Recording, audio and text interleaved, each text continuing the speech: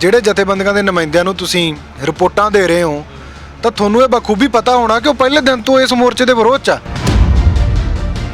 ਸਮੇਤ ਸੈਣੀ ਵਰਗੇ ਕਿਹੜੇ ਪਿਓ ਦੇ ਆ? ਮੁਕਾਬਲੇ ਤੇ ਮੁਕਾਬਲਾ ਬਣਾਉਂਦਾ ਰਿਹਾ, ਅਨੇਕਾਂ ਪੰਜਾਬ ਦੇ ਨੌਜਵਾਨ ਪੁੱਤ ਮਾਰਤੇ ਆ ਤੇ ਉਹਦੇ ਤਾਂ ਅੱਜ ਤੱਕ ਪਰਿਵਾਰ ਨੂੰ ਤੁਸੀਂ ਚੱਕ ਨਹੀਂ ਲਿਆਏ। ਉਹਨੂੰ ਭਗੌੜਾ ਕਰਾਰ ਵੀ ਦਿੱਤਾ ਗਿਆ ਸੀ। ਸਖਰਾਜ ਮੁਆਵਜ਼ਾ ਲੈ ਕੇ ਘਰੇ ਵੀ ਨਹੀਂ ਬੈਠਾ ਤਾਂ ਵੀ ਸੜਕਾਂ ਤੇ ਆ, ਮੋਰਚੇ ਵੀ ਲੱਗ ਰਹੇ ਆ, ਜਾਂ ਕਦੇ ਵੀ ਕੋਈ ਐਕਟੀਵਿਟੀ ਹੁੰਦੀ ਉਹ 'ਚ ਵੀ ਜਾ ਰਿਹਾ ਤੇ ਉਹ ਫੇਰ ਚੁੱਭ ਰਿਹਾ। ਕੀ ਕਾਰਨ, ਕਿਉਂ ਚੁੱਪ ਰਹੇ? ਗੱਲ ਇੱਥੇ ਬਈ ਇਹ ਨਾ ਬਈ ਬਾਬਾਵਾਦ ਖਤਮ ਹੋ ਜਾਣਾ, ਬਈ ਸਾਡੀ ਜਿਹੜੀ ਪੁੱਕਤ ਆ ਉਹ ਮਰਦੀ ਹੈ। ਕੇਸ ਪੂਰੇ ਹੋ ਚੁੱਕਿਆ, ਸਜ਼ਾਵਾਂ ਪੂਰੀਆਂ ਹੋ ਚੁੱਕੀਆਂ, ਫਿਰ ਵੀ ਜੇਲ੍ਹਾਂ ਦੇ ਵਿੱਚ ਬੰਦ ਹੈ ਤੇ ਇਹ 4 ਬਲਾਤਕਾਰ 4 ਉਮਰ ਕੈਦਾਂ ਭੁਗਤ ਰਿਹਾ ਤੇ ਇਹਨੂੰ ਫਿਰ ਕਿਤੇ 21 ਦਿਨ ਦੀ ਫਰਲੋ, ਕਦੇ ਮਹੀਨੇ ਦੀ ਛੁੱਟੀ। ਰਿਪੋਰਟ ਉਠਾਈਏ ਕੰਵਰ ਵਿਜੇ ਪ੍ਰਤਾਪ ਦੀ, 24 ਘੰਟਿਆਂ ਦੇ ਵਿੱਚ ਦਾ ਹੱਲ ਹੋ ਸਕਦਾ। 24 ਘੰਟਿਆਂ ਦਾ ਹਵਾਲਾ ਦੇਣ ਵਾਲੇ 3 ਮਹੀਨੇ ਚੁੱਪ ਹੈ। ਸਾਰਿਆਂ ਨੂੰ ਪਤਾ ਹੈ ਕਿਹੜੀ ਜਥੇਬੰਦੀ ਨੂੰ ਕਿੱਥੋਂ ਕਿੰਨਾ ਕੀ ਆਉਂਦਾ ਤੇ ਈਵਨ ਕਿ ਜਿਹੜਿਆਂ ਨੇ ਭੇਜਿਆ ਉਹ ਵੀ ਬੋਲਦੇ ਆ। 10 ਤਰੀਕ ਤੱਕ ਸਮਾਂ ਸਰਕਾਰ ਕੀ ਕਰਦੀ ਆ, ਨਹੀਂ ਕੁਝ ਕਰਦੀ ਤਾਂ ਆਪਾਂ ਵੱਡਾ ਪ੍ਰੋਟੈਸਟ ਜਿਹੜਾ ਇੱਥੇ ਸ਼ੁਰੂ ਕਰਨਾ।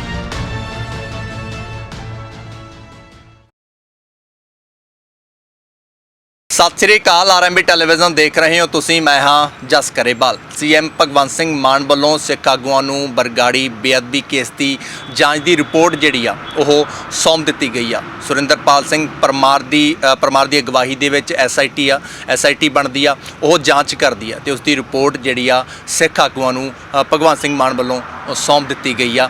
ਇਸ ਦੇ ਬਾਰੇ ਗੱਲਬਾਤ ਕਰਾਂਗੇ। ਮੇਰੇ ਨਾਲ ਸੁਖਰਾਜ ਸਿੰਘ ਨਿਆਮੀ ਵਾਲਾ ਹੋਣਗੇ। ਇੱਥੇ ਵੀ ਦੱਸ ਦੇਵਾਂ ਕਿ ਪੰਜਾਬ ਸਰਕਾਰ ਦੇ ਉੱਪਰ ਇਸ ਤੋਂ ਬਾਅਦ ਸਵਾਲ ਵੀ ਖੜੇ ਹੋਣ ਲੱਗੇ ਨੇ।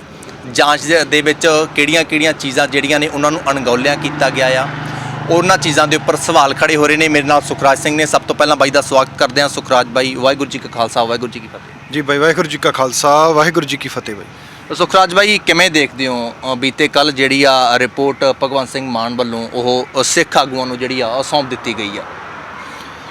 ਬਾਈ ਪਹਿਲੀ ਗੱਲ ਤਾਂ ਮੈਂ ਤੁਹਾਡੇ ਮਾਧਿਅਮ ਰਾਹੀਂ ਸੰਗਤ ਨੂੰ ਦੱਸਦਾ ਵੀ ਇਹ ਉਹ ਰਿਪੋਰਟ ਆ ਜਿਹੜੇ ਚਲਾਨ ਅੱਜ ਤੋਂ ਮਹੀਨਾ ਡੇਢ ਮਹੀਨਾ ਪਹਿਲਾਂ ਜਿਹੜੇ ਆਈਜੀ ਪਰਮਾਰ ਵੱਲੋਂ ਉਸ ਸੈੱਟ ਦੇ ਮੁਖੀ ਵੱਲੋਂ ਕੋਰਟ ਦੇ ਵਿੱਚ ਸਬਮਿਟ ਕੀਤੇ ਜਾਂਦੇ ਆ ਤੇ ਸਰਕਾਰ ਇਸ ਨੂੰ ਇਸ ਤੋਂ ਵੀ ਵਧੀਆ ਜੇ ਕਹੀਏ ਆਪਾਂ ਸੱਜੇ ਢੰਗ ਨਾਲ ਅੱਜ ਤੋਂ ਮਹੀਨਾ ਪਹਿਲਾਂ ਵੀ ਲਾਂਚ ਕਰ ਸਕਦੀ ਸੀ। ਆਪਣੀ ਸਪੈਸ਼ਲ ਬੈਠਕ ਦੇ ਵਿੱਚ ਕਰ ਸਕਦੀ ਸੀ, ਸੈਸ਼ਨ ਦੇ ਵਿੱਚ ਕਰ ਸਕਦੀ ਸੀ, ਬਕਾਇਦਾ ਇੱਕ ਸੀਐਮ ਪ੍ਰੈਸ ਕਾਨਫਰੰਸ ਦੇ ਰੂਪ ਵਿੱਚ ਵੀ ਲੋਕਾਂ ਦੇ ਵਿੱਚ ਗੱਲ ਲਿਆ ਸਕਦੇ ਸੀ। ਪਰ ਕਿਤੇ ਨਾ ਕਿਤੇ ਜਿਹੜਾ ਕਹਿੰਦੇ ਆ ਨਾ ਵੀ ਪਾੜੋ ਤੇ ਰਾਜ ਕਰੋ ਦੀ ਨੀਤੀ ਆ, ਉਹ ਸਰਕਾਰਾਂ ਬਣਾਉਂਦੀਆਂ ਆਈਆਂ ਤਾਂ ਉਹੀ ਨੀਤੀ ਤਹਿਤ ਹੁਣ ਵੀ ਸਰਕਾਰਾਂ ਨੇ ਆਪਣੇ ਪਲਾਂਟ ਕੀਤੇ ਬੰਦਿਆਂ ਵੱਲੋਂ ਨੂੰ ਬੁਲਾ ਕੇ ਤੇ ਉਹ ਰਿਪੋਰਟ ਆ ਜਿਹੜੀ ਜਨਤਕ ਕਰਵਾਈ ਗਈ ਆ। ਤਾਂ ਜਿਹੜਾ ਸਿੱਖਾਂ ਨੂੰ ਕਿਤੇ ਨਾ ਕਿਤੇ ਪਾੜਨ ਦੀ ਗੱਲ ਹੈ, ਕਿਉਂਕਿ ਮੋਰਚਾ ਤੁਸੀਂ ਪਹਿਲੇ ਦਿਨ ਤੋਂ ਕਵਰ ਕਰ ਰਹੇ ਹੋ, ਤੁਹਾਨੂੰ ਪਤਾ ਹੀ ਆ 3 ਮਹੀਨਿਆਂ ਦਾ ਸਮਾਂ ਸਰਕਾਰ ਨੇ ਲਿਆ ਸੀਗਾ ਤੇ ਉਹ 3 ਮਹੀਨਿਆਂ ਦੇ ਵਿੱਚੋਂ ਅੱਜ ਤਕਰੀਬਨ 7 ਦਿਨ ਦਾ ਸਮਾਂ ਬਾਕੀ ਰਹਿੰਦਾ, ਜਿਹਦੇ ਵਿੱਚ ਇਸ ਬੇਅਦਬੀ ਨੂੰ ਲੈ ਕੇ, ਗੋਲੀकांड ਨੂੰ ਲੈ ਕੇ ਸਰਕਾਰ ਨੇ ਇੱਥੇ ਆਪਣੀ ਰਿਪੋਰਟ ਆ ਜਿਹੜੀ ਸਬਮਿਟ ਕਰਨੀ ਸੀ, ਉਹ ਅੱਜ 7 ਦਿਨ ਦਾ ਸਮਾਂ ਜਿਹੜਾ ਬਾਕੀ ਰਹਿ ਗਿਆ। 10 ਜੁਲਾਈ ਤੱਕ ਸਰਕਾਰ ਨੇ ਜਿਹੜੀ ਇੱਥੇ ਆ ਕੇ ਆਪਾਂ ਨੂੰ ਰਿਪੋਰਟ ਦੇਣੀ ਆ। ਮਹੀਨੇ ਬਾਅਦ ਆ ਕੇ ਵੀ ਇੱਥੇ ਅਪਡੇਟ ਦਿੰਦੇ ਆ, ਜਿਹਦੇ ਵਿੱਚ ਇਹ ਲੱਗਦਾ ਹੈ ਕਿ ਜੇ ਸਰਕਾਰ ਇੱਕ ਮਹੀਨੇ ਬਾਅਦ ਆ ਕੇ ਇੱਥੇ ਗੱਲਬਾਤ ਕਰਦੀ ਆ ਤਾਂ ਸਰਕਾਰ ਖੁਦ ਚੱਲ ਕੇ ਆਉਂਦੀ ਆ। ਦੂਸਰੇ ਪਾਸੇ ਤੁਸੀਂ ਜਾ ਕੇ ਰਿਪੋਰਟ ਫੜਨ ਜਾ ਰਹੇ ਹੋ। ਸੋ ਐਡਾ ਕੀ ਸੀ। ਮੈਂ ਪੰਜਾਬ ਦੇ ਲੋਕਾਂ ਨੂੰ ਜਾਂ ਸਿੱਖ ਸੰਗਤਾਂ ਨੂੰ ਇੱਕੋ ਇੱਕ ਨਿਮਰਤਾ ਸਹਿਤ ਬੇਨਤੀ ਕਰਦਾ ਕਿ ਯਾਰ ਸਿੱਖਾਂ ਨੂੰ ਪਾੜੋ ਨਾ। ਅਸੀਂ ਪਹਿਲਾਂ ਹੀ ਬਹੁਤ ਇਸ ਤਰੀਕੇ ਦੇ ਨਾਲ ਵੰਡੇ ਹੋਏ ਆ ਕਿ ਜਦੋਂ ਕਿਤੇ ਇਨਸਾਫ ਲੈਣ ਦੀ ਗੱਲ ਕਰਦੇ ਤਾਂ ਸਾਡੇ ਇੱਕ ਸੁਰ ਨਹੀਂ ਬਣਦੇ। ਜੇ ਕਿਤੇ ਨਾ ਕਿਤੇ ਇੱਕ ਸੁਰ ਬਣਨ ਦੀ ਗੱਲ ਕਰਦੀ ਹੈ ਤਾਂ ਸਰਕਾਰਾਂ ਹਮੇਸ਼ਾ ਪਾੜਨ ਵਾਲੀ ਨੀਤੀ ਅਪਣਾਉਂਦੀਆਂ। ਤਾਂ ਅੱਜ ਜਿਹੜੇ ਬੰਦੇ ਜਿਨ੍ਹਾਂ ਨੂੰ ਰਿਪੋਰਟ ਦੇ ਕੇ ਤੁਸੀਂ ਪਤਾ ਨਹੀਂ ਕੀ ਸਾਬਤ ਕਰਨਾ ਚਾਹ ਰਹੇ ਹੋ ਬਈ ਰਿਪੋਰਟ ਉਹਨਾਂ ਨੂੰ ਦੇਤੀ ਆ ਤੇ ਅਸੀਂ ਸਿੱਖ ਮਸਲਿਆਂ ਤੇ ਬੇਅਦਬੀਆਂ ਦੀ ਰਿਪੋਰਟ ਆ ਜਿਹੜੀ ਸਿੱਖ ਜਥੇਬੰਦੀਆਂ ਨੂੰ ਦੇਤੀ ਆ ਤੇ ਉਹਨਾਂ ਕੋਲੇ ਕੀ ਪਾਵਰ ਆ ਕਿ ਉਹ ਜਥੇਬੰਦੀਆਂ ਦੋਸ਼ੀਆਂ ਨੂੰ ਸਜ਼ਾਵਾਂ ਦੇ ਸਕਣਗੀਆਂ? ਜਥੇਬੰਦੀਆਂ ਕੋਲੇ ਕੀ ਪਾਵਰ ਆ? ਤੁਸੀਂ ਉਹ ਰਿਪੋਰਟ ਦੇ ਆਧਾਰ ਤੇ ਸਜ਼ਾ ਦਿਓ, ਬਣਦੀ ਕਾਰਵਾਈ ਕਰਾਓ। ਦੂਜੀ ਗੱਲ, ਉਹ ਜਥੇਬੰਦੀਆਂ ਨੂੰ ਰਿਪੋਰਟ ਦੇ ਰਹੇ ਹੋ ਜਿਹੜੇ ਤੁਹਾਡੇ ਐਮਐਲਏ ਮੋਗੇ ਦੇ ਆ ਅਮਨ ਅਰੋੜਾ ਤੇ ਉਹਨਾਂ ਦੇ ਸਹਾਇਕ ਆ, ਉਹਨਾਂ ਦੇ ਜੁਆਇੰਟ ਸੈਕਟਰੀ ਆ, ਜਿਹੜੇ ਉਹਨਾਂ ਦੇ ਪਿਤਾ ਜੀ ਆ, ਉਹਦਾ ਲੜਕਾ ਹੈ ਰੇਸ਼ਮ ਸਿੰਘ ਖਖਰਾਣਾ ਜਿਹੜੇ ਉੱਥੇ ਜਾ ਕੇ ਆਏ ਆ, ਅਮਰੀਕ ਸਿੰਘ ਅਜਨਾਲਾ ਜਿਹੜੇ ਉੱਥੇ ਜਾ ਕੇ ਆਏ ਆ, ਜਿਹੜੇ ਅੱਜ ਇੱਕ ਸਰਕਾਰ ਪੱਖੀ ਹੋ ਕੇ ਚੱਲਣ ਦਾ ਕਹੀਏ ਆਪਾਂ ਕਿ ਵਾਅਦਾ ਕਰ ਰਹੇ ਆ। ਕਿਉਂਕਿ ਅੱਜ 6 ਮਹੀਨਿਆਂ ਦਾ ਅਸੀਂ ਤਾਂ ਦੇਖਿਆ ਨਹੀਂ ਕਿਤੇ ਵੀ ਕਿੱਥੇ ਗੱਲ ਹੋਈ ਜਾਂਦੀ ਹੈ। 6 ਮਹੀਨੇ ਮੋਰਚਾ ਚੱਲੀ ਜਾਂਦੇ ਨੂੰ ਹੋ ਗਏ ਆ। 2015 ਤੋਂ ਲੈ ਕੇ ਬੇਅਦਬੀਆਂ ਦੀ ਗੱਲ ਚੱਲੀ ਜਾਂਦੀ ਹੈ। ਕਿੱਥੇ ਕੋਰਟ ਦੇ ਵਿੱਚ ਉਹਨਾਂ ਦਾ ਵਕੀਲ ਖੜਾ ਹੋਇਆ, ਕਿੱਥੇ ਕੋਰਟ ਦੇ ਵਿੱਚ ਜਾ ਕੇ ਬੇਅਦਬੀਆਂ ਦੇ ਉੱਤੇ ਉਹਨਾਂ ਦੇ ਵਕੀਲ ਨੇ ਗੱਲਬਾਤ ਕੀਤੀ ਆ। ਸੋ ਇਹ ਚੀਜ਼ਾਂ ਜਿਹੜੀਆਂ ਹਮੇਸ਼ਾ ਲੋਕਾਂ ਨੂੰ ਗੁੰਮਰਾਹ ਕਰਨ ਦੇ ਲਈ ਆ, ਸਰਕਾਰਾਂ ਬਣਾਉਂਦੀਆਂ, ਕਿਉਂਕਿ 7 ਦਿਨ ਦਾ ਸਮਾਂ ਰਹਿ ਗਿਆ। ਉਹਦੇ ਵਿੱਚ ਸਰਕਾਰਾਂ ਤੋਂ ਜੇ ਨਹੀਂ ਕੁਝ ਹੁੰਦਾ ਤੇ ਉਹਨਾਂ ਨੇ ਉਹ ਆਪਣਾ ਪੱਤਾ ਖੇਡਿਆ, ਜਿਹੜਾ ਪੂਰਾ ਮਤਲਬ ਵੱਡੀ ਪੱਧਰ ਤੇ ਖੇਡਿਆ ਗਿਆ। ਇੱਕ ਇਹਨਾਂ ਦਾ MLA ਵਿਧਾਨ ਸਭਾ ਦੇ ਵਿੱਚ ਟਾਈਮ ਮੰਗਦਾ ਤੇ ਟਾਈਮ ਨਹੀਂ ਦਿੱਤਾ ਜਾਂਦਾ, ਉਹ ਵੀ ਉਸ ਸਪੀਕਰ ਵੱਲੋਂ ਜਿਹੜੇ ਸਾਡੇ ਹਲਕੇ ਦੇ ਇੱਥੋਂ ਕੋਟਕਪੂਰੇ ਦੇ ਵਿਧਾਇਕ ਨੇ, MLA ਨੇ, ਅੱਜ ਸਪੀਕਰ ਨੇ, ਉਹਨਾਂ ਵੱਲੋਂ ਇਹ ਸਮਾਂ ਇਸ ਕਰਕੇ ਮੰਗਿਆ ਜਾਂਦਾ ਤੇ ਉਹਨਾਂ ਵੱਲੋਂ ਸਮਾਂ ਸਪੀਕਰ ਵੱਲੋਂ ਦਿੱਤਾ ਨਹੀਂ ਜਾਂਦਾ ਕਿ ਬੇਅਦਬੀਆਂ ਤੇ ਗੱਲ ਕਰਨੀ ਹੈ। ਹਾਲਾਂਕਿ ਦੋਨੇ ਆਪਣੇ ਆਪ ਦੇ ਵਿੱਚ ਬਹੁਤ ਅਹਿਮੀਅਤ ਰੱਖਦੇ ਨੇ, ਦੋਨੇ ਚਿਹਰੇ। ਕੰਵਰ ਵਿਜੇ ਪ੍ਰਤਾਪ ਹੋਣੀ ਪੂਰੇ ਪੰਜਾਬ ਨੂੰ ਪਤਾ ਹੈ ਕਿ ਬੇਅਦਬੀ ਦੀ ਗੋਲੀकांड ਦੀ ਜਾਂਚ ਕਰਕੇ ਤੇ MLA ਤੱਕ ਪਹੁੰਚੇ ਆ। ਅਸਤੀਫਿਆਂ ਦਾ ਸਫ਼ਰ, ਨੌਕਰੀ ਦਾ ਜਾਣਾ, MLAਸ਼ਿਪ, ਉਹ ਇਹਨਾਂ ਚੀਜ਼ਾਂ ਚੋਂ ਨਿਕਲਦੀ ਆ।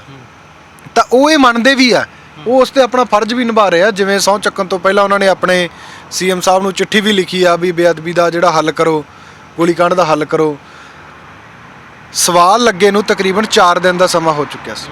4 ਦਿਨ ਪਹਿਲਾਂ ਦਾ ਸਵਾਲ ਉਸ ਸਪੀਕਰ ਸਾਹਿਬ ਦੇ ਟੇਬਲ ਤੇ ਸੀਗਾ, ਜਿਹੜੇ ਪੰਜਾਬ ਦੇ ਵਿੱਚ ਆਮ ਆਦਮੀ ਦੀ ਪਾਰਟੀ ਜਦੋਂ ਵੀ ਕਿਤੇ TV ਤੇ ਡਿਬੇਟ ਕਰਦੀ ਸੀ ਨਾ, ਤਾਂ ਓਨਲੀ ਔਨ ਵਨ ਜਿਹੜਾ ਪਰਸਨ ਸੀਗਾ, ਕੁਲਤਾਰ ਸਿੰਘ ਸੰਧਵਾ, ਜਿਹੜੇ ਆਮ ਆਦਮੀ ਵੱਲੋਂ ਰਿਪਰੈਜ਼ੈਂਟ ਹੁੰਦੇ ਸੀ ਬੇਅਦਬੀਆਂ ਦੇ ਇਸ਼ੂ ਤੇ।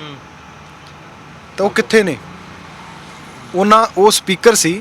ਸਪੀਕਰ ਹੋਣ ਦੇ ਨਾਤੇ, ਇੱਕ ਸਿੱਖ ਹੋਣ ਦੇ ਨਾਤੇ ਉਹਨਾਂ ਦਾ ਫਰਜ਼ ਬਣਦਾ ਸੀ ਕਿ ਅਸੀਂ ਵਾਕਈ ਸਮਾਂ, ਉਹ ਅੱਧਾ ਘੰਟਾ ਕਹਿ ਰਹੇ, ਉਹ ਕਹਿੰਦੇ ਵੀ ਇਸ ਦਾ ਖੁੱਲ੍ਹਾ ਸਮਾਂ ਚੱਲ ਸਕਦਾ ਕੰਮ, ਕਿਉਂਕਿ ਨਾ ਤਾਂ ਕਿਸੇ ਨੇ ਉਹਨਾਂ ਨੇ ਘਰੇ ਜਾ ਕੇ ਪੱਠੇ ਪਾਉਣੇ ਸੀ, ਜਿਹੜੇ ਉੱਥੇ 112-13 ਬੈਠੇ ਹੋਰ ਸੀ।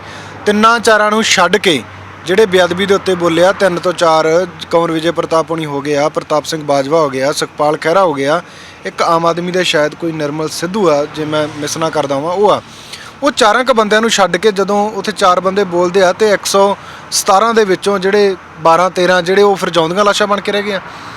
ਉਹਨਾਂ ਨੇ ਬੇਅਦਬੀ ਤੇ ਗੱਲ ਕਰਨੀ ਠੀਕ ਵੀ ਨਹੀਂ ਸਮਝੀ। ਰਿਪੋਰਟ ਦੇਣ ਨਾਲ ਕੁਝ ਨਹੀਂ ਹੋਣਾ ਜੀ, ਬਣਦੀ ਕਾਰਵਾਈ ਉਹਨਾਂ ਲੋਕਾਂ ਤੇ ਕਰੋ ਜਿਨ੍ਹਾਂ ਨੇ ਦੁਖਾਂਤ ਪੰਜਾਬ ਦੇ ਵਿੱਚ ਵਾਪਰਿਆ, ਜਿਨ੍ਹਾਂ ਦੇ ਕਰਕੇ ਵਾਪਰਿਆ, ਜਿਨ੍ਹਾਂ ਦਾ ਹੱਥ ਰਿਹਾ, ਤੇ ਜਿਹੜੇ ਨੇ ਇਹ ਦੁਖਾਂਤ ਪੰਜਾਬ ਦੇ ਵਿੱਚ ਅੰਗ ਗੁਰੂ ਦੇ ਗਲੀ ਗਲੀ 'ਚ ਖਿਲਾਰੇ ਆ, ਉਹਨਾਂ ਨੂੰ ਸਖਤ ਸਜ਼ਾਵਾਂ ਤਹਿਤ ਜਿਹੜਾ ਕਾਲ ਕੋਠੜੀਆਂ ਦੇ ਵਿੱਚ ਬੰਦ ਕਰਨਾ ਚਾਹੀਦਾ। ਸੁਖਰਾਜ ਭਾਈ, ਕੀ ਮੰਨਦੇ ਹੋ? ਕੁੰਵਰ ਵਿਜੇ ਪ੍ਰਤਾਪ ਸਿੰਘ ਦੀ ਇੱਕ ਰਿਪੋਰਟ ਸੀ ਜਿਸ ਤੇ ਪ੍ਰੈਸ ਕਾਨਫਰੰਸ ਅਰਵਿੰਦ ਕੇਜਰੀਵਾਲ ਕਰਦੇ ਨੇ, ਅਰਵਿੰਦ ਕੇਜਰੀਵਾਲ ਦਿੱਲੀ ਤੋਂ ਆ ਕੇ ਪ੍ਰੈਸ ਕਾਨਫਰੰਸ ਕਰਦੇ ਨੇ, ਤੇ ਇੱਕ ਇਹ ਰਿਪੋਰਟ ਆ, ਕਿੰਨਾ ਕੁ ਮੇਲ ਖਾਂਦੀ ਆ? ਦੇਖੋ, ਜਿਹੜੀ ਤੁਸੀਂ ਸਵਾਲ ਕੀਤਾ, ਇਹ ਇਹਨਾਂ ਦੀ ਸਰਕਾਰ ਦੇ ਲਈ ਬਹੁਤ ਅਹਿਮੀਅਤ ਰੱਖਦਾ। 24 ਘੰਟਿਆਂ ਦੇ ਵਿੱਚ ਹੱਲ ਕਰਨ ਦੀ ਗੱਲ ਇਹੀ ਤੁਸੀਂ ਕਰ ਰਹੇ ਹੋ ਕੇਜਰੀਵਾਲ ਦੀ। ਕੌਮੀ ਕਨਵੀਨਰ ਅਰਵਿੰਦ ਕੇਜਰੀਵਾਲ 24 ਘੰਟਿਆਂ ਦਾ ਸਮਾਂ ਪੰਜਾਬ ਸਰਕਾਰ ਨੂੰ ਜਾਂ ਚੰਨੀ ਦੀ ਸਰਕਾਰ ਨੂੰ ਕਹਿੰਦੇ ਆ ਕਿ ਰਿਪੋਰਟ ਉਠਾਈਏ ਕੰਵਰ ਵਿਜੇ ਪ੍ਰਤਾਪ ਦੀ, 24 ਘੰਟਿਆਂ ਦੇ ਵਿੱਚ ਇਹਦਾ ਹੱਲ ਹੋ ਸਕਦਾ। ਉਹ ਤਾਂ ਹਜੇ ਚੰਨੀ ਨੇ, ਮੈਨੂੰ ਲੱਗਦਾ, ਕੰਵਰ ਵਿਜੇ ਪ੍ਰਤਾਪ ਦੀ ਰਿਪੋਰਟ ਚੱਕਣੀ ਨਾ ਚੱਕਣੀ ਬਾਅਦ ਦੀ ਗੱਲ ਸੀ।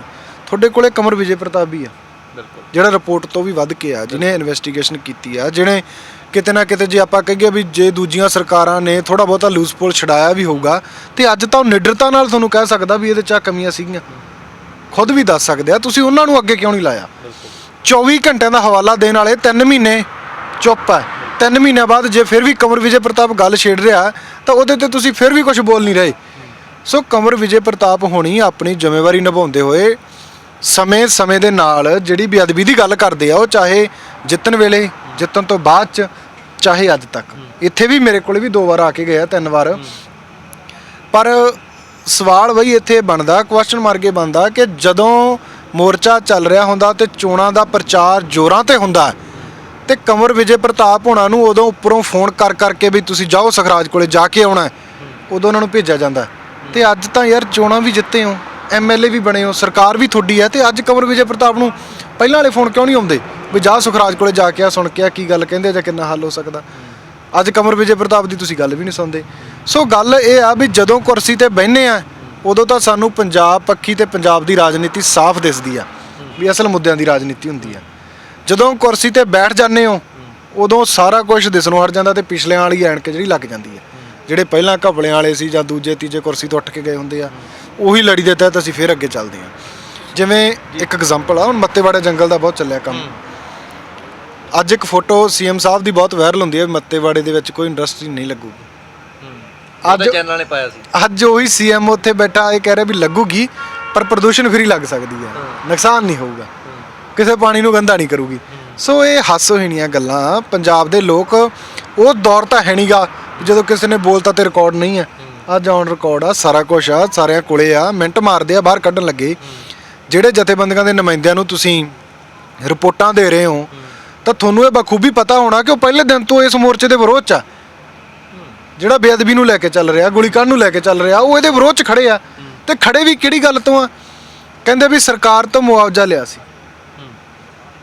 ਮੁਆਵਜ਼ਾ ਸਰਕਾਰ ਨੇ ਦਿੱਤਾ, ਜਥੇਬੰਦੀਆਂ ਦਾ ਪ੍ਰੈਸ਼ਰ ਹੈ, ਜਥੇਬੰਦੀਆਂ ਨੇ ਦਵਾਇਆ। ਤਾਂ ਮੈਂ ਪੰਜਾਬ ਦੇ ਹਰ ਇੱਕ ਸਿੱਖ ਦਾ, ਹਰ ਇੱਕ ਉਸ ਸੁਹਿਰਦ ਵੀਰ ਦਾ ਜਾਂ ਦਰਦ ਰੱਖਣ ਵਾਲੇ ਵੀਰ ਦਾ ਅਤੀ ਧੰਨਵਾਦੀ ਹਾਂ ਜਿਨ੍ਹਾਂ ਨੇ ਬੇਅਦਬੀ ਦੇ ਉੱਤੇ ਆਵਾਜ਼ ਬੁਲੰਦ ਕੀਤੀ ਹੋਈ ਆ, ਜਿਹੜੇ ਦਰਦ ਰੱਖਦੇ ਆ। ਅਸੀਂ ਉਹਨਾਂ ਦੇ ਮੂਹਰੇ, ਸਿੱਖ ਕੌਮ ਦੇ ਮੂਹਰੇ ਸਿਰ ਝੁਕਦਾ, ਤੇ ਜਿਨ੍ਹਾਂ ਨੂੰ ਜੋੜਨ ਦੇ ਲਈ ਗੁਰੂ ਸਾਹਿਬ ਨੇ ਸੇਵਾ ਬਖਸ਼ੀ ਤੇ ਸੇਵਾ ਕਰ ਰਹੇ ਆ, ਜਿਹੜਾ ਸਾਨੂੰ ਦੁਬਾਰਾ ਮੋਰਚਾ ਚਲਾਉਣਾ ਪਿਆ, ਇੱਥੇ ਲਾਉਣਾ ਪਿਆ। ਤੇ ਉਹ ਕੀ ਕਹਿੰਦੇ ਵੀ ਮੁਆਵਜ਼ੇ ਦੇ ਨਾਲ ਕੰਪੈਰੀਜ਼ਨ ਕਰੀ ਜਾਂਦੇ ਆ ਬੇਅਦਬੀ ਤੇ ਗੋਲੀकांड ਦਾ। ਕਿਵੇਂ ਹੋ ਜਾਊਗਾ ਬਾਈ? ਇੱਕ ਤਾਂ ਘਰੋਂ ਚੱਲ ਜਾਣਾ ਬੰਦੇ ਦਾ, ਦੂਸਰਾ ਤੁਸੀਂ ਸ਼ਰੇਆਮ ਗੋਲੀਆਂ ਮਾਰ ਕੇ ਮਾਰਤਾ। ਅੱਜ ਤੱਕ ਇਨਸਾਫ ਨਹੀਂ ਦਿੱਤਾ। ਤੇ ਜੇ ਇਨਸਾਫ ਦੀ ਅਸੀਂ ਗੱਲ ਵੀ ਕਰਦੇ ਹਾਂ, ਜੇ ਸਰਕਾਰਾਂ ਨੇ ਮੁਆਵਜ਼ਾ ਦਿੱਤਾ ਹੈ ਤਾਂ ਸਰਕਾਰਾਂ ਦੇ ਨਾਲ ਹੀ ਲੜ ਰਹੇ ਆ, ਕਿਸੇ ਸਿੱਖ ਨਾਲ ਤਾਂ ਨਹੀਂ ਨਾ ਲੜਦੇ, ਕਿਸੇ ਸਿੱਖ ਤੇ ਤਾਂ ਨਹੀਂ ਕਹੀ ਸੀ ਗੱਲ। ਦੂਜੀ ਗੱਲ, ਸਾਨੂੰ ਸਰਕਾਰਾਂ ਨੇ ਦਿੱਤਾ ਸੀ ਤੇ ਸਰਕਾਰਾਂ ਤੇ ਲਾ ਰਹੇ ਆ। ਤੁਹਾਨੂੰ ਸਿੱਖ ਦੇ ਰਹੇ ਆ ਤੇ ਸਿੱਖਾਂ ਦੀ ਨਾਮਕ ਹਰਾਮੀ ਕਰ ਰਹੇ ਹੋ।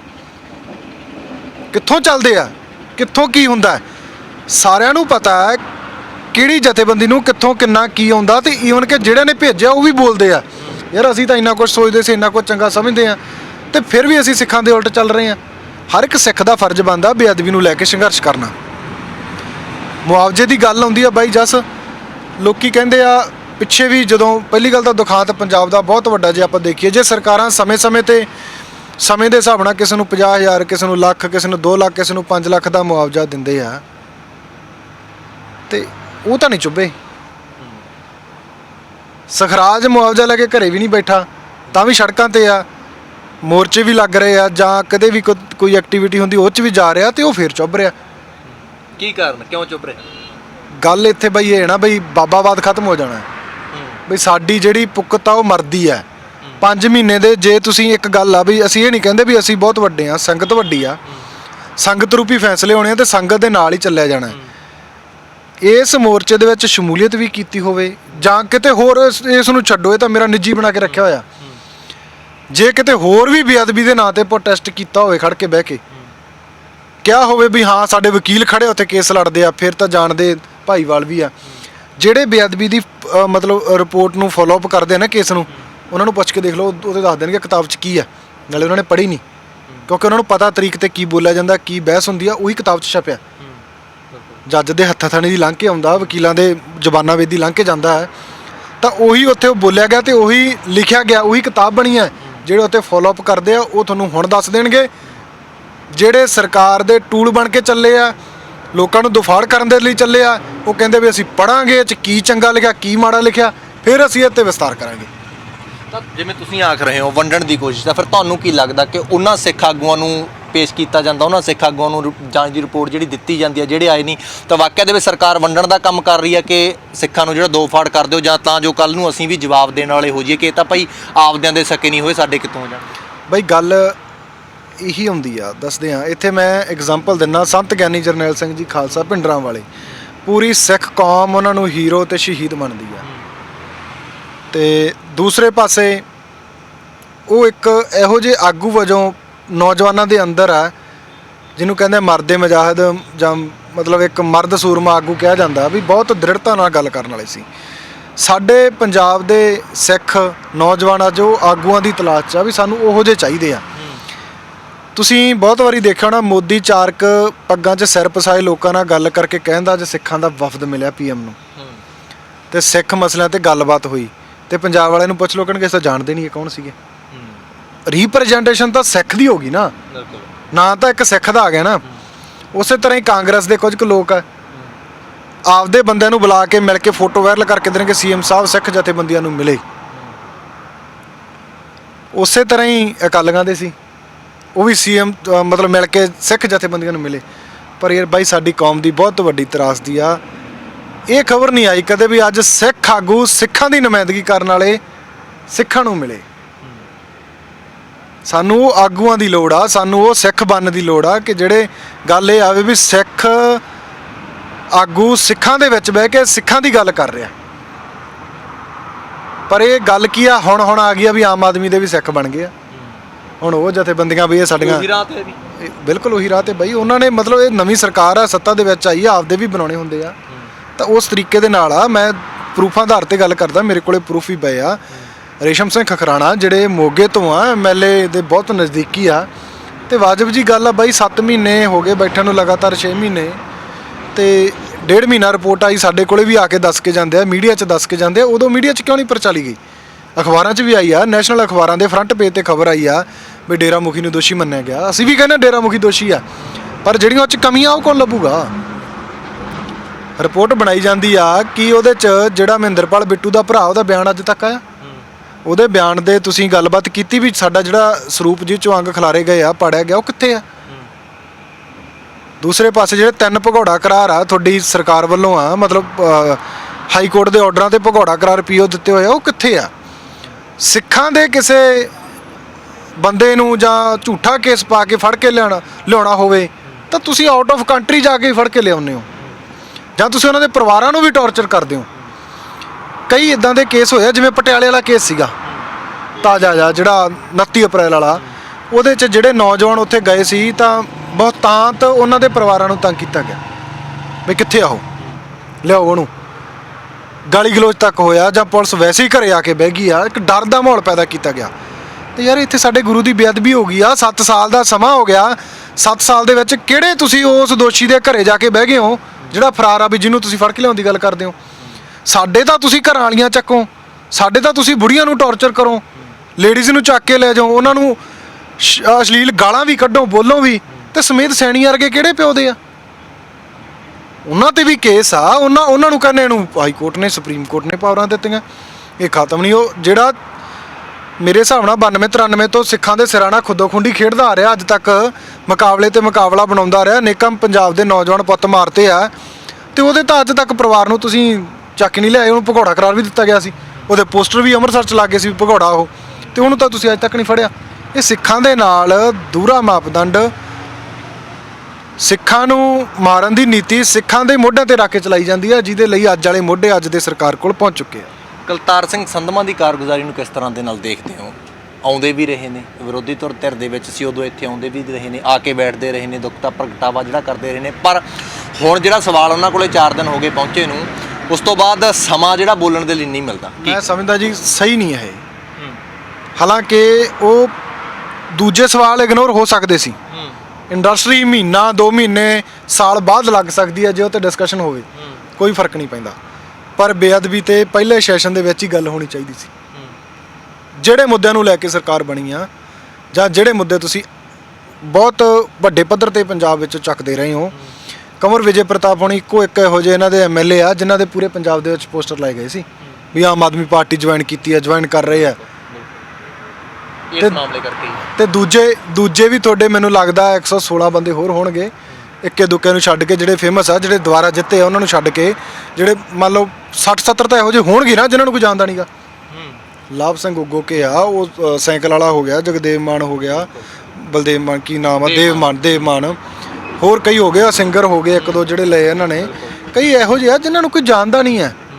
ਮੈਂ ਤਾਂ ਇੱਥੋਂ ਤੱਕ ਇਹ ਵੀ ਕਹਿੰਦਾ ਜਿਹੜੇ ਅੱਜ ਕੈਬਨਿਟ ਮੰਤਰੀ ਬੈਠੇ ਆ, ਇਹਨਾਂ ਨੂੰ ਵੀ ਕੋਈ ਇਹਨਾਂ ਨਹੀਂ ਜਾਣਦਾ ਜਿਹੜੇ ਤੁਸੀਂ ਬਣਾਏ ਆ।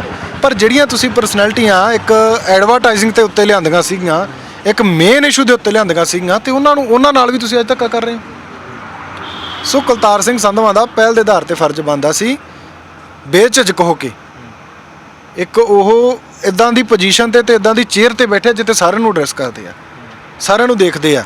ਤੇ ਮੈਂ ਕਹਾਂ ਸਮਝਦਾ ਕਿ ਸਭ ਤੋਂ ਜ਼ਿਆਦਾ ਰਿਸਪੈਕਟੇਬਲ ਸ਼ਬਦ ਜਿਹੜੇ ਉਹਨਾਂ ਲਈ ਵਰਤੇ ਜਾਂਦੇ ਆ।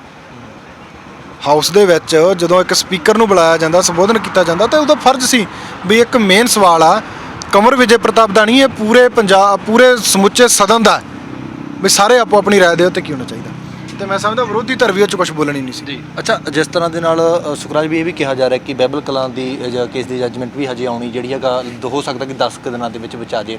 ਇਹ ਵੀ ਹੋ ਸਕਦਾ ਕਿ ਇੰਨੀ ਜਲਦੀ ਦੇ ਵਿੱਚ ਰਿਪੋਰਟ ਪੇਸ਼ ਕਰਨੀ, ਜਨਤਕ ਕਰਨੀ, ਸਰਕਾਰ ਕਿਤੇ ਨਾ ਕਿਤੇ ਆਪਣਾ ਪੱਖ ਮਜ਼ਬੂਤ ਕਰਨਾ ਚਾਹੁੰਦੀ ਹੋਵੇ ਕਿ ਭਾਈ ਇੱਕ ਪੱਖ ਮਜ਼ਬੂਤ ਕਰਨ ਦੇ ਲਈ ਇੰਨੀ ਜਲਦੀ ਦੇ ਵਿੱਚ ਇਹ ਜਾਂਚ ਰਿਪੋਰਟ ਜਿਹੜੀ ਪੇਸ਼ ਕੀਤੀ ਗਈ ਹੈ। ਬਈ ਜਾਂਚ ਰਿਪੋਰਟ ਜਲਦੀ ਤੇ ਪੇਸ਼ ਹੋਈ ਨਹੀਂ, ਤਾਂ ਇੱਕ ਆਈਓ ਨੇ ਦਿੱਤੀ ਆ। ਆਈਓ ਕਾਂਗਰਸ ਸਰਕਾਰ ਵੇਲੇ ਤੋਂ ਕੰਮ ਕਰ ਰਿਹਾ। SPS ਪਰਮਾਰ ਸਿੰਘ ਜਿਹੜੇ ਸੁਰਿੰਦਰਪਾਲ ਸਿੰਘ ਨੇ, ਉਹ ਤਕਰੀਬਨ ਕਾਂਗਰਸ ਸਰਕਾਰ ਵੇਲੇ ਤੋਂ ਸੈੱਟ ਦੇ ਵਿੱਚ ਨੇ, ਉਦੋਂ ਤੋਂ ਕੰਮ ਕਰ ਰਹੇ ਨੇ। IG ਰਣਵੀਰ ਸਿੰਘ ਖੱਟੜਾ ਜਦੋਂ ਤੋਂ ਕੰਮ ਕਰ ਰਹੇ ਸੀ, ਅਸੀਂ ਉਹਨਾਂ ਤੇ ਵੀ ਜਦੋਂ ਉਹੀ ਸਵਾਲ ਜਵਾਬ ਉਹਨਾਂ ਤੇ ਚੱਕੇ ਸੀਗੇ ਕਿ ਇਹਨਾਂ ਨੇ ਨਹੀਂ ਇਸ 'ਚ ਇਹ ਬੰਦਿਆਂ ਦੇ ਬਿਆਨ ਲਏ ਆ, ਤਾਂ ਉਸ ਤੋਂ ਬਾਅਦ ਇਹਨਾਂ ਦੀ ਸੈੱਟ ਬਣਾਈ ਜਾਂਦੀ ਆ। ਇਹ ਕੰਮ ਕਰਦੇ ਆ, ਦੁਬਾਰਾ ਫਿਰ ਗ੍ਰਿਫਤਾਰੀਆਂ ਕਰਦੇ ਆ, ਜਿਹੜੇ ਇੱਥੋਂ ਆਪਣੇ ਬੁਰਜ ਜਵਾਹਰ ਸਿੰਘ ਵਾਲੇ ਦੇ ਹੋ ਗਏ, ਜਾਂ ਸਿੱਖਾਂ ਵਾਲੇ ਦੇ ਹੋ ਗਏ, ਜਾਂ ਡੱਗਰ ਰਮਾਣੇ ਦੇ ਹੋ ਗਏ। ਪਰ ਇਹਦੇ 'ਚ ਵੀ ਉਹੀ ਗੱਲਾਂ ਹੈਗੀਆਂ ਕਿ ਇਕੱਲਾ ਸਰਸੇ ਵਾਲਾ ਦੋਸ਼ੀ ਨਹੀਂ ਆ, ਇਹਦੇ ਨਾਲ ਦੇ ਹੋਰ ਵੀ ਦੋਸ਼ੀ ਆ। ਉਹ ਤਾਂ ਹੈਗਾ ਹੀ ਹੈਗਾ। ਉਹਦੇ 'ਚ ਕੇਸ ਇੱਕ, ਚਲੋ ਗੱਲ ਥੋੜ੍ਹੀ ਜਿਹੀ ਹਟ ਕੇ ਕਰਦੇ ਆ, ਪੰਜਾਬ ਦੇ ਨੌਜਵਾਨ ਦਾ ਜਿਹੜਾ ਕਤਲ ਹੁੰਦਾ ਗਾਇਕ ਦਾ, ਉਹਦੇ ਵਿੱਚ ਇੱਕ ਅਣਪਛਾਤੇ ਬਣਾਏ ਜਾਂਦੇ ਆ, ਤੇ ਅੱਜ ਉਹ ਪਛਾਣੇ ਗਏ ਆ। 20 ਤੋਂ ਪਲੱਸ ਗ੍ਰਿਫਤਾਰੀਆਂ ਹੋ ਗਈਆਂ, ਤੇ ਉਹਨਾਂ ਦੇ ਵਿੱਚੋਂ ਜਿਹੜਾ ਸਭ ਤੋਂ ਵੱਡਾ ਬਿਸ਼ਨੋਈ ਹੈ, ਜਿਹਨੂੰ ਹਾਈ ਅਲਰਟ ਤੇ ਰੱਖਿਆ ਗਿਆ ਤੇ ਕੋਰਟ ਦੇ ਵਿੱਚੋਂ ਵੀ ਲਿਆਂਦਾ ਗਿਆ, ਤੇ ਪੰਜਾਬ ਦੇ ਵਿੱਚ ਅੱਜ ਵੱਖ-ਵੱਖ ਕੇਸਾਂ ਦੇ ਵਿੱਚ ਰਿਮਾਂਡ ਤੇ ਚੱਲ ਰਿਹਾ। ਤੇ ਸਰਸੇ ਵਾਲਾ ਉਦੋਂ ਵੱਡਾ ਥੋੜੀ ਸੀਗਾ, ਉਦੋਂ ਵੱਡੀ ਪ੍ਰੋਟੈਕਸ਼ਨ ਦੀ ਤਾਂ ਲੋੜ ਹੀ ਨਹੀਂ ਸੀ ਇਹਨੂੰ। ਇੱਕ ਕ੍ਰਿਮੀਨਲ ਬੰਦਾ ਹੋਵੇ, ਜੇ ਇਹੋ ਜਿਹੇ ਨੂੰ ਕੋਈ ਗੱਡੀ ਵੀ ਚਾੜ ਜੂ ਤਾਂ ਦੁੱਖ ਵੀ ਕੀ ਹੈ ਕਿਸੇ ਨੂੰ। ਜੇ ਤੁਸੀਂ ਕਰਪਟ ਬੰਦਿਆਂ ਦੀ ਰਾਖੀ ਕਰਨੀ ਆ, ਤਾਂ ਫਿਰ ਪੰਜਾਬ 'ਚ ਜਿਹੜੇ 2-4 ਆਵਾਜ਼ ਚੱਕਦੇ ਉਹਨਾਂ ਨੂੰ ਬੰਦ ਕਰੋ। ਤੁਸੀਂ ਦੇਸ਼ ਹੀ ਉਹ ਬਣਾਓ, ਤੁਸੀਂ ਉਹੋ ਜਿਹਾ ਬਣਾਓ ਜਿਹੜਾ ਲੁੱਟ ਖਾਣ ਵਾਲੇ ਇੱਕ ਦੂਜੇ ਦੇ ਚੱਕਰੀ ਕੋਈ ਨਹੀਂ ਜਿਨ੍ਹਾਂ ਨੂੰ। ਤੁਸੀਂ ਜਿਹੜੇ ਪੰਜਾਬ 'ਚ ਸ਼ਾਂਤੀ ਦੀ ਗੱਲ ਕਰਦੇ ਆ, ਅਮਨ ਕਾਨੂੰਨ, ਲਾਅ ਐਂਡ ਆਰਡਰ ਦੀ ਗੱਲ ਕਰਦੇ ਆ, ਤੁਸੀਂ ਉਹਨਾਂ ਨੂੰ ਪਾਸੇ ਕੱਢੋ। ਫਿਰ ਉਹਨਾਂ ਨੂੰ ਇੱਕ ਦਿਨ 'ਚ ਹੀ ਕਰ ਦਿਓ ਜਿਹੜਾ ਕੋਈ ਕਰ ਸਕਦੇ ਹੋ। ਪਰ ਗੱਲ ਇੱਥੇ ਆ ਵੀ ਜੇ ਮਨਸ਼ਾ ਸਹੀ ਹੋਵੇ ਸਰਕਾਰ ਦੀ, ਤਾਂ ਉਹਨੂੰ ਪੰਜਾਬ ਲਿਆਂਦਾ ਜਾ ਸਕਦਾ ਸੀ। ਨਹੀਂ ਪੰਜਾਬ ਲਿਆਉਣਾ ਸੀ ਤਾਂ ਉਸ ਜੇਲ੍ਹ ਦੇ ਵਿੱਚ ਵੀ ਪਾਸੇ ਉਹਨੂੰ ਇੰਟੈਰੋਗੇਟ ਦੇ ਵਿੱਚ ਕਦੇ ਪੁੱਛਗਿੱਛ ਕੀਤੀ ਜਾ ਸਕਦੀ ਸੀ। ਰਾਬਤਾ ਕਰਕੇ ਸਭ ਕੁਝ ਕਰ ਸਕਦੇ ਸਰਕਾਰਾਂ। ਬਈ ਗੱਲ ਉੱਥੇ ਆ ਵੀ ਸਾਡੇ ਤਾਂ 20-25 ਸਾਲ ਤੋਂ ਜੇਲ੍ਹਾਂ ਦੇ ਵਿੱਚ ਬੰਦ ਆ, ਬਿਨਾਂ ਕੇਸਾਂ ਤੋਂ ਬੰਦ ਆ। ਕੇਸ ਪੂਰੇ ਹੋ ਚੁੱਕਿਆ, ਸਜ਼ਾਵਾਂ ਪੂਰੀਆਂ ਹੋ ਚੁੱਕੀਆਂ, ਫਿਰ ਵੀ ਜੇਲ੍ਹਾਂ ਦੇ ਵਿੱਚ ਬੰਦ ਆ। ਤੇ ਇਹ 4 ਬਲਾਤਕਾਰ, 4 ਉਮਰ ਕੈਦਾਂ ਭੁਗਤ ਰਿਹਾ, ਤੇ ਇਹਨੂੰ ਫਿਰ ਕਿਤੇ 21 ਦਿਨ ਦੀ ਫੜ ਲਓ, ਕਦੇ ਮਹੀਨੇ ਦੀ ਛੁੱਟੀ। ਸੋ ਇਹ ਚੀਜ਼ਾਂ ਹਮੇਸ਼ਾ ਸਿੱਖਾਂ ਦੇ ਨਾਲ ਧੱਕਾ ਹੁੰਦਾ ਆਇਆ। 1984 ਕੀ 1947 ਦੀ ਗੱਲ ਕਰਾਂ, ਉੱਥੋਂ ਲੈ ਕੇ ਅੱਜ ਤੱਕ ਹਮੇਸ਼ਾ ਸਿੱਖਾਂ ਨੂੰ, ਘੱਟ ਗਿਣਤੀਆਂ ਨੂੰ ਧੱਕੇ ਦੇ ਤਹਿਤ ਹੀ ਚੁੱਪ ਕਰਾਇਆ ਗਿਆ। ਤੇ ਉਹ ਹੁਣ ਵੀ ਉਸੇ ਰਾਹ ਤੇ ਸਰਕਾਰ ਹੈ ਜਿਹੜੀ ਨਵੀਂ ਉਹ ਤੁਰੀ ਆ ਰਹੀ ਹੈ। ਤੇ ਸਪੀਕਰ ਸਾਹਿਬ ਤੇ ਤੁਸੀਂ ਫਿਰ ਗੱਲ ਲਿਆਂਦੀ, ਉੱਥੇ ਮੈਂ ਲਿਆਉਣਾ ਕਿ ਉਹਨਾਂ ਦਾ ਮੁੱਢਲਾ ਫਰਜ਼ ਬਣਦਾ ਸੀ। ਸਭ ਤੋਂ ਵੱਡੀ ਗੱਲ ਆ, ਨਾ ਵੀ ਸਪੀਕਰ ਹੁੰਦੇ, ਉਹਨਾਂ ਦੇ ਏਰੀਏ ਦੀ ਘਟਨਾ, ਕੋਟਕਪੂਰਾ ਉਹਨਾਂ ਦਾ ਹਲਕਾ ਹੈ, ਤੇ ਇਹ ਜਿਹੜਾ ਹਲਕਾ ਨੇੜੇ ਆ, ਜਿਹੜਾ ਸਾਰਾ ਅਮੋਲਕ ਸਿੰਘ ਜੈਤੋ ਜਿਹੜੇ MLA ਉਹਨਾਂ ਦਾ ਵੀ ਹੈ, ਤਾਂ ਉਹਨਾਂ ਦਾ ਵੀ ਪਹਿਲ ਦੇ ਆਧਾਰ ਤੇ ਫਰਜ਼ ਬਣਦਾ ਵੀ ਇਹ ਚੀਜ਼ਾਂ ਅਸੀਂ ਬੋਲੀਏ, ਆਵਾਜ਼ ਚੱਕੀਏ। ਜਿਹਦਾ ਜੇ ਇਹ ਨਹੀਂ ਬੋਲਦੇ ਨਾ, ਜੇ ਇਹਨਾਂ ਨੂੰ ਲੋਕ ਨਕਾਰ ਰਹੇ ਆ, ਤਾਂ ਤੁਸੀਂ ਦੇਖੋ ਸੰਗਰੂਰ 'ਚ ਨਤੀਜੇ ਕੀ ਆਏ ਆ। ਉਹ ਇਹਨਾਂ ਗੱਲਾਂ ਦੇ ਆਏ ਆ। ਜੇ ਲੋਕਾਂ ਨੇ ਸਰਕਾਰਾਂ ਬਦਲਤੀਆਂ 5 ਸਾਲਾਂ ਦੇ ਵਿੱਚ, ਤੇ ਇਹਨਾਂ ਨੂੰ ਤਾਂ 3 ਮਹੀਨਿਆਂ 'ਚ ਹੀ ਲੋਕਾਂ ਨੇ ਨਕਾਰ ਦਿੱਤਾ। ਸੋ ਇੱਥੋਂ ਪਤਾ ਲੱਗਦਾ ਕਿ ਸਾਨੂੰ ਅਸਲ ਮੁੱਦਿਆਂ ਦੀ, ਪੰਜਾਬ ਦੀ ਸਹੀ ਵਾਂਗਡੋਰ ਸਹੀ ਨੌਜਵਾਨਾਂ ਦੇ ਹੱਥ ਹੋਣੀ ਚਾਹੀਦੀ ਆ, ਜਿਹੜੇ ਪੰਜਾਬ ਪੱਖੀ ਇੱਦਾਂ ਦੇ ਕਾਨੂੰਨ ਬਣਨੇ ਚਾਹੀਦੇ ਆ। ਧਰਮ ਦੇ ਆਧਾਰ ਤੇ ਕਿਸੇ ਵੀ ਧਰਮ ਦੀ ਪੰਜਾਬ ਦੇ ਵਿੱਚ ਬੇਅਦਬੀ ਨਾ ਹੋਵੇ।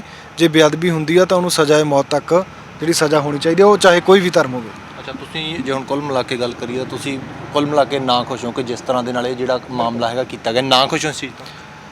ਇਸੇ ਕਰਕੇ ਨਾ ਖੁਸ਼ ਹਾਂ ਬਾਈ, ਕਿਉਂਕਿ ਜਿਹੜੀ ਸਰਕਾਰ ਇਸ ਹੋਲਡ ਨੂੰ ਲੈ ਕੇ ਬਣੀ ਹੋਵੇ, ਤੇ ਉਹ ਚਰਚਾ ਵੀ ਨਾ ਕਰੇ, ਗੱਲ ਵੀ ਨਾ ਕਰੇ। ਥੋੜ੍ਹਾ ਸਮਾਂ ਰਹਿੰਦਿਆਂ ਤੋਂ ਪਹਿਲਾਂ ਆਪਣੇ ਹੀ ਬੰਦਿਆਂ ਵੱਲੋਂ ਇੱਕ ਨਿਊਜ਼ ਬਲਾਸਟ ਕਰਾਈ ਜਾਂਦੀ ਆ ਵੀ ਜਿਹੜੀ ਅੱਜ ਤੋਂ ਮਹੀਨਾ ਪਹਿਲਾਂ, ਮੈਂ ਅਖਬਾਰਾਂ ਦੀ ਕਟਿੰਗ ਵੀ ਦੇ ਸਕਦਾ, ਮੇਰੇ ਕੋਲੇ ਪਿਆ, ਕਿਉਂਕਿ ਜਦੋਂ ਚਲਾਨ ਕੋਰਟ ਦੇ ਵਿੱਚ ਜਾਂਦਾ ਤਾਂ ਜ਼ਾਹਿਰ ਜੀ ਗੱਲ ਆ ਕਿ ਉਹਦਾ ਨਾਂ ਤਾਂ ਆਉਣਾ ਹੀ ਆਉਣਾ, ਅਖਬਾਰ 'ਚ ਖਬਰ ਆਉਣੀ ਆ, ਉਹ ਆਈ ਹੋਈ ਆ। ਤੇ ਉਸ ਦਿਨ ਕਿਉਂ ਨਹੀਂ CM ਬੈਠਾ? ਹੋਣੀ ਕਿਉਂ, ਜਦੋਂ 5-4 ਦਿਨ ਦਾ ਸਮਾਂ ਰਹਿ ਗਿਆ। ਇੱਥੋਂ ਸਿੱਖਾਂ ਨੂੰ ਪੜਨ ਦੀ ਗੱਲ ਇਹ ਆ ਕਿ ਸਾਰੇ ਪੰਜਾਬ ਦੀਆਂ, ਸਮੁੱਚੇ ਸਿੱਖਾਂ ਦੀਆਂ ਨਿਗਾਹ ਇੱਥੇ ਟਿਕੀਆਂ ਹੋਈਆਂ ਵੀ 10 ਤਰੀਕ ਤੱਕ ਸਮਾਂ ਸਰਕਾਰ ਕੀ ਕਰਦੀ ਆ। ਨਹੀਂ ਕੁਛ ਕਰਦੀ ਤਾਂ ਆਪਾਂ ਵੱਡਾ ਪ੍ਰੋਟੈਸਟ ਜਿਹੜਾ ਇੱਥੇ ਸ਼ੁਰੂ ਕਰਨਾ। ਤੇ 10 ਤਰੀਕ ਤੱਕ ਜੇ ਸਰਕਾਰ ਨਹੀਂ ਕੁਛ ਕਰਦੀ, ਉਸ ਤੋਂ ਬਾਅਦ ਕੀ ਹੋਵੇਗਾ? ਸ਼ੁਰੂ ਕਰ ਰਹੇ ਹਾਂ ਜੀ, ਸਾਡਾ ਚੱਲ ਰਿਹਾ। ਅਸੀਂ ਗੱਲਬਾਤ ਸਾਰੀਆਂ ਜਥੇਬੰਦੀਆਂ ਨਾਲ ਹੋ ਚੁੱਕੀ ਆ, ਤਾਂ ਇਸ ਤੋਂ ਬਾਅਦ ਦਾ ਜਿਹੜਾ ਪ੍ਰੋਗਰਾਮ ਆ ਉਹ 10 ਤੋਂ ਬਾਅਦ ਦਾ ਸਾਡਾ ਉਹ ਮਿਥਿਆ ਹੋਇਆ ਤੇ ਅਸੀਂ ਉਹ ਜ਼ਰੂਰ ਸੰਗਤਾਂ ਦੇ ਨਾਲ ਥੋੜੇ ਸਮੇਂ ਦੇ ਵਿੱਚ ਸਾਂਝਾ ਕਰਾਂਗੇ। ਤੁਹਾਨੂੰ ਕੀ ਲੱਗਦਾ ਵੀ ਸਰਕਾਰ ਨੇ ਇੱਕ ਆਪਣਾ ਪੱਖ ਮਜ਼ਬੂਤ ਕਰਨ ਦੇ ਲਈ ਵੀ ਇਹ ਚੀਜ਼ ਜਿਹੜੀ ਕੀਤੀ ਹੋ ਸਕਦੀ ਹੈ? ਲੋਕਾਂ ਨੂੰ ਲੋਕਾਂ ਨੂੰ ਦੁਬਿਧਾ ਦੇ ਵਿੱਚ ਪਾਉਣ ਦੇ ਲਈ ਕੀਤੀ ਹੋਈ ਹੈ। ਲੋਕਾਂ ਨੂੰ ਦੁਫਾੜ ਕਰਨ ਦੇ ਲਈ, ਆਪਣੇ ਆਪ ਨੂੰ ਇੱਕ ਸੋਲਿਡ ਧਿਰ ਵਜੋਂ ਬਾਹਰ ਕੱਢਣ ਦੇ ਲਈ। ਜਿਵੇਂ ਅੱਜ ਸੁਖਪਾਲ ਸਿੰਘ ਖਹਿਰਾ ਵੀ ਬੋਲਿਆ, ਤੁਸੀਂ ਸਾਰਿਆਂ ਨੇ ਸੁਣਿਆ ਹੀ ਹੋਣਾ। ਤਾਂ ਇਹ ਚੀਜ਼ਾਂ ਅਸਲ ਉਹ ਬੋਲਣਗੇ ਜਿਨ੍ਹਾਂ ਨੂੰ ਪਤਾ, ਜਿਨ੍ਹਾਂ ਨੇ ਫੋਲੋ ਅਪ ਕੀਤਾ। ਉਹ ਭਾਵੇਂ ਕੇਸ ਕੋਈ ਲੜ ਰਿਹਾ ਨਹੀਂ ਲੜ ਰਿਹਾ, ਉਹ ਜ਼ਰੂਰ ਜਿਹੜਾ ਚੀਜ਼ ਨਾਲ ਜੁੜਿਆ ਉਹ ਇਸ ਤੇ ਜ਼ਰੂਰ ਆਪਣੇ ਤੱਥ ਸਾਹਮਣੇ ਰੱਖੂਗਾ। ਅੱਜ ਜ਼ਮਾਨਾ ਸੋਸ਼ਲ ਮੀਡੀਆ ਦਾ, ਤੁਸੀਂ ਕੱਲ੍ਹ ਹੀ ਦੇਖ ਲੈਂਦੇ ਵੀ ਜਦੋਂ ਫੋਟੋ ਜੀ ਵਾਇਰਲ ਹੋਈ ਆ ਤਾਂ ਥੱਲੇ ਲੋਕਾਂ ਦੇ ਕਮੈਂਟ ਪੜ੍ਹਨ ਵਾਲੇ ਸੀ ਸਾਰੇ ਪਾਸੇ ਵੀ ਕਿਹੜੇ ਕੀ ਕਹਿ ਰਹੇ ਆ, ਵੀ ਇਹਨਾਂ ਨੂੰ ਦੇਣ ਦਾ, ਰਿਪੋਰਟ ਦੇਣ ਦਾ ਕੀ ਮਤਲਬ, ਜਾਂ ਡਰਾਮਾ ਹੈ ਜਾਂ 100 ਗੱਲਾਂ ਜੋ ਵੀ ਆ।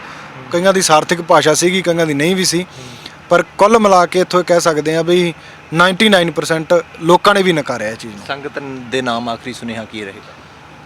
ਅਸੀਂ ਸੰਗਤ ਨੂੰ ਬੇਨਤੀ ਇਹੀ ਕਰਦੇ ਹਾਂ ਕਿ ਸੰਗਤ ਵੱਡੀ ਆ, ਪੰਜਾਬ ਦੇ ਲੋਕ ਇਕੱਠੇ ਹੋ ਕੇ, ਸਿੱਖ ਆ ਜਿਹੜੇ ਇਕੱਠੇ ਹੋ ਕੇ ਇਸ ਮਸਲੇ ਦਾ ਹੱਲ ਕੱਢੀਏ। ਨਿਮਾਣਾ ਜਾ ਸੇਵਾਦਾਰ ਆ, ਗੁਰੂ ਘਰ ਦਾ ਸੇਵਾ ਹੀ ਇੱਥੇ ਕਰ ਰਹੇ ਆ। ਮੋਰਚਾ ਸੰਗਤ ਦਾ, ਸੰਗਤ ਰੂਪੀ ਫੈਸਲੇ ਹੋਣੇ ਆ ਤੇ ਆਪਾਂ ਇਕੱਠੇ ਹੋ ਕੇ ਇਸ ਮਸਲੇ ਦੇ ਹੱਲ ਕੱਢਣ ਦੇ ਲਈ ਵੱਲ ਵਧੀਏ। ਜਿਹੜੀਆਂ ਨਿੱਕੀਆਂ ਮੋਟੀਆਂ ਗੱਲਾਂ ਪੰਥ ਨੂੰ ਦੁਫਾੜ ਕਰਨ ਵਾਲੀਆਂ ਜਾਂ ਲੋਕਾਂ ਦੇ ਵਿੱਚ ਦੋ ਰਾਹਾਂ ਬਣਾਉਣ ਵਾਲੀਆਂ, ਉਹਨਾਂ ਨੂੰ ਅਵਾਇਡ ਕਰੀਏ। ਆਪਾਂ ਇਕੱਠੇ ਹੋ ਕੇ ਇਸ ਮੋਰਚੇ ਨੂੰ ਚੜ੍ਹਦੀ ਕਲਾ ਲੈ ਕੇ ਚੱਲੀਏ। ਸੁਖਰਾਜ ਬਾਈ, ਤੁਸੀਂ ਕੀਮਤੀ ਸਮੇਂ ਦੇ ਵਿੱਚੋਂ ਸਮਾਂ ਤਾਂ ਬਹੁਤ ਬਹੁਤ ਧੰਨਵਾਦ। ਵਾਹਿਗੁਰੂ ਜੀ ਕਾ ਖਾਲਸਾ, ਵਾਹਿਗੁਰੂ ਜੀ ਕੀ ਫਤਿਹ ਵਿੱਚ। ਸੋ ਮੇਰੇ ਨਾਲ ਬਾਈ ਸੁਖਰਾਜ ਸਿੰਘ ਨਿਆਮੀ ਵਾਲਾ ਸੀ। ਜਿਸ ਤਰ੍ਹਾਂ ਦੇ ਨਾਲ ਰਿਪੋਰਟ ਜਿਹੜੀ ਆ ਸਰਕਾਰ ਵੱਲੋਂ ਪੇਸ਼ ਕੀਤੀ ਗਈ ਆ, ਉਸ ਤੋਂ ਜਿਹੜੇ ਹੈਗੇ ਕਿ ਇਹ ਨਾ ਕੁਛ ਨੇ ਕਿਹਾ ਕਿ 10 ਤਰੀਕ ਦਾ ਸਰਕਾਰ ਕੋਲੇ ਸਮਾਂ ਆ। ਉਸ ਸਮੇਂ ਤੱਕ ਜੇਕਰ ਕੋਈ ਸਰਕਾਰ ਹੱਲ ਜਿਹੜਾ ਹੈਗਾ ਕਰਦੀ ਆ ਤਾਂ ਠੀਕ ਹੈ, ਨਹੀਂ ਉਸ ਤੋਂ ਬਾਅਦ ਵੱਡਾ ਮੋਰਚਾ ਜਿਹੜਾ ਇੱਥੋਂ ਆਰੰਭਿਆ ਜਾਵੇਗਾ। ਇਸ ਰਿਪੋਰਟ ਦੇ ਨਾਲ ਅੱਗੇ ਵੀ ਬਣੇ ਰਹਾਂਗੇ। ਹੁਣ ਆਪਣੇ ਦੋਸਤ ਜਸ ਕਰੇਵਾਲ ਦਿਓ ਇਜਾਜ਼ਤ, ਦੇਖਦੇ ਰਹੋ RMB ਟੈਲੀਵਿਜ਼ਨ। ਧੰਨਵਾਦ ਜੀ।